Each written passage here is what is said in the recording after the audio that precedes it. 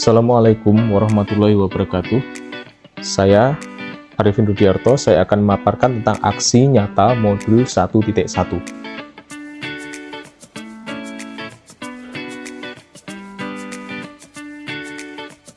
Saya didampingi oleh Bapak Muhammad Hari Purnomo Hadi selaku fasilitator dan Ibu Dianingrum selaku pengajar praktik. Pembelajaran yang sering saya lakukan sebelumnya adalah sebelum saya mendapatkan pendidikan calon guru penggerak, saya lebih banyak melaksanakan pembelajaran dengan terpusat pada guru atau teacher center. Kemudian karena banyak kegiatan pembelajaran yang terpusat pada guru, maka keaktifan murid kurang dan mereka cenderung bosan di dalam kelas. Setelah mempelajari modul 1.1 dan saya terapkan di pembelajaran, yang terjadi perubahan adalah pembelajaran lebih aktif karena siswa lebih berperan.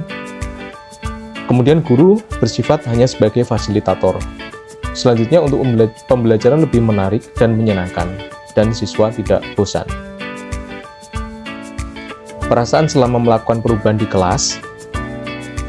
Setelah mempelajari modul 1.1 dan saya terapkan di pembelajaran, saya lebih termotivasi untuk bisa menerapkan filosofi pendidikan Ki Hajar Dewantara dalam setiap pembelajaran yang saya lakukan.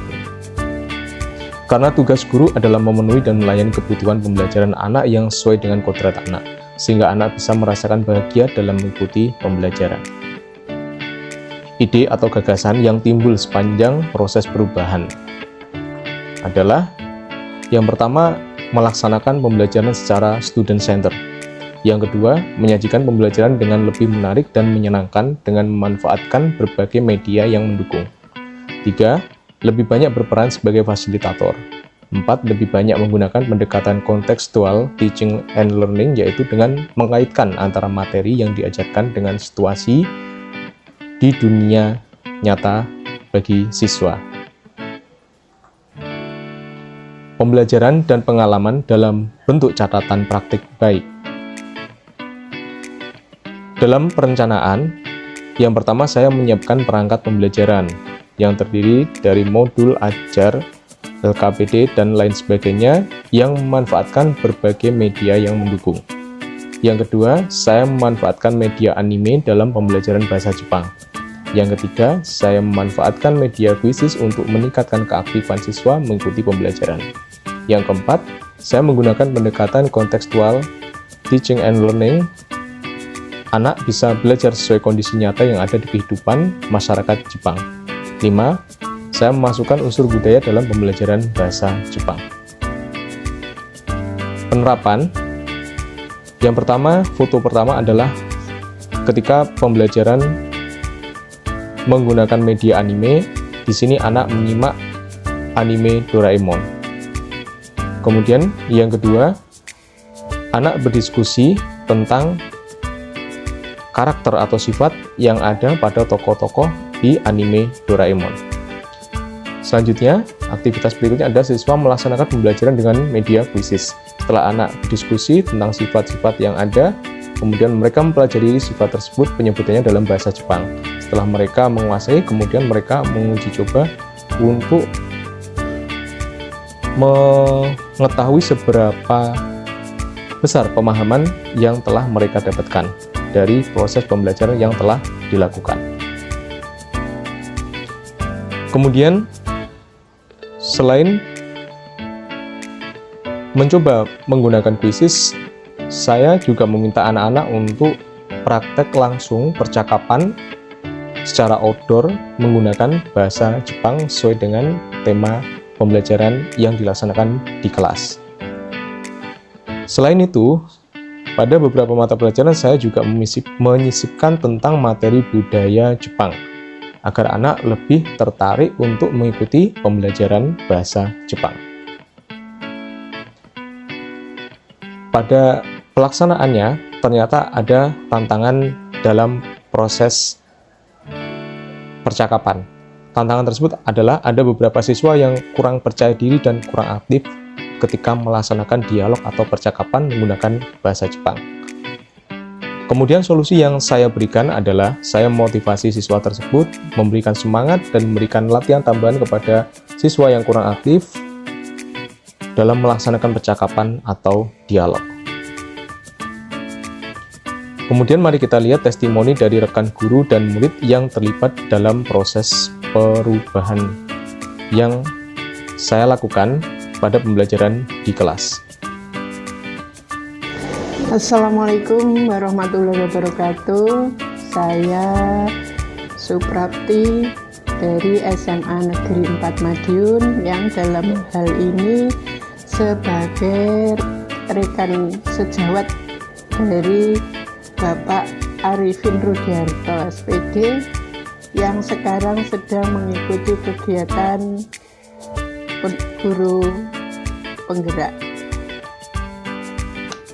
Pada saat pembelajaran di kelas, saya menemaninya dan melihat beberapa model pembelajaran Bapak Arifin sangat menarik dan perkembangan yang sangat pesat setelah beliau mengikuti kegiatan guru penggerak. Pembelajaran di kelasnya lebih menarik lagi, sehingga anak-anak lebih mudah menerima materi yang disampaikan dan lebih menikmati pembelajaran saat itu. Diharapkan nanti setelah kegiatan guru penggerak, diharapkan Bapak Arifin Rudiarto bisa mengimbaskan ilmunya kepada Bapak Ibu guru yang lainnya, sehingga pembelajaran bisa menyenangkan dan model pembelajarannya bisa berpusat kepada siswa. Itu yang diharapkan pada kurikulum Merdeka. Terima kasih, mungkin itu dari saya. Assalamualaikum warahmatullahi wabarakatuh. Assalamualaikum warahmatullahi wabarakatuh. Saya Dewi Susiawati, rekan kerja dari Bapak Arifin Rudiarto yang sekarang ini mengikuti kegiatan guru penggerak. Setelah mengikuti kegiatan guru penggerak, metode pembelajaran di kelas menjadi lebih menarik, menyenangkan, dan berpusat kepada siswa. Di awal pembelajaran, Bapak Arifin Rudiarto juga membuat kesepakatan kelas dengan siswa. Harapannya, Bapak Arifin Rudiarto dengan mengikuti kegiatan guru penggerak membawa pendidikan menjadi lebih maju. Wassalamualaikum warahmatullahi wabarakatuh. Perkenalkan, nama saya Nugroho dari kelas 12-6. Selama saya belajar Pak Arifin, orangnya itu kreatif karena pembelajarannya yang beragam, seperti menulis, membaca, dan melakukan percakapan dengan teman dalam bahasa Jepang. Sekian dari saya, terima kasih. Semuanya, perkenalkan, nama saya Erinda Lois Anindita, saya biasa dipanggil Erinda. Dan di sini saya akan mereview pembelajaran bahasa Jepang oleh Bapak Arifin.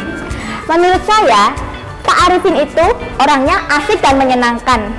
Karena selama ini kita diajarkan di dalam kelas untuk bisa menulis, membaca, dan memasak makanan Jepang. Dan selain itu, Pak Arifin juga sering mengajarkan kita untuk belajar di luar supaya kita nggak gampang bosen gitu loh. Pokoknya Pak Arifin itu best deh. Terima kasih. Perkenalkan, nama aku Clara dari kelas 12-6. Di sini saya akan menjelaskan bagaimana cara Pak Arifin mengajar di dalam kelas. Pak Arifin terkadang sering membuat kuis yang bisa untuk mengembangkan potensi kita dalam belajar bahasa Jepang. Pak Arifin juga sering mengadakan praktek outdoor untuk melatih percakapan kita selama pembelajaran bahasa Jepang. Sekian dari saya, terima kasih.